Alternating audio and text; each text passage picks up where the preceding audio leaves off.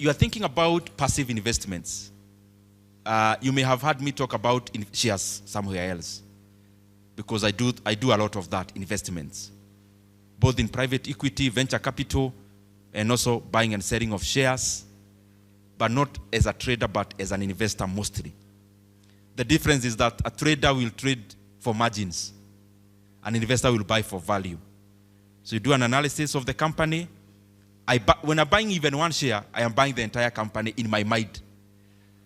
I always ask myself, if I'm to buy this company, not a share, would I buy it? Before I buy the share, that's the question I first get to have an answer on. So what you need to do when you are evaluating which investment in a passive manner to invest in, first of all, there are very many categories. Fixed income, there are shares. Fixed income are like bonds, treasury bills, and etc., where you are guaranteed. But everything that you are guaranteed also comes with a very retro margin or very retro yield, because you are risk averse. So being risk averse means you take the gain equivalent to a risk averse person. When you have a high appetite of risk, when the reward comes, you also get rewarded adequately, incommensurate to your risk. But what I look for myself in investments across large T-bills, shares, private equity, number one thing you have to always think about is liquidity. When you are buying land, you are buying shares, you are buying bonds, when you need the money, how soon can you get it? You know, maybe some of you can relate.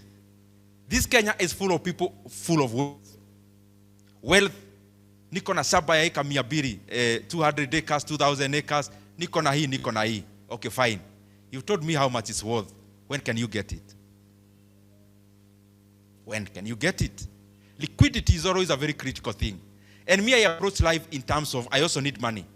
Because I don't think you're investing money for the next 200 years. You're investing money to help you have a good life continuously. So if you can't liquidate your money, then you have to think about it, liquidity. How soon can you liquidate that asset you're investing in? Secondly, always do some analysis about return on equity, return on investments, return on assets, depending. Na mimi nikiangalia hapa hii hall, I don't need to go into details on that.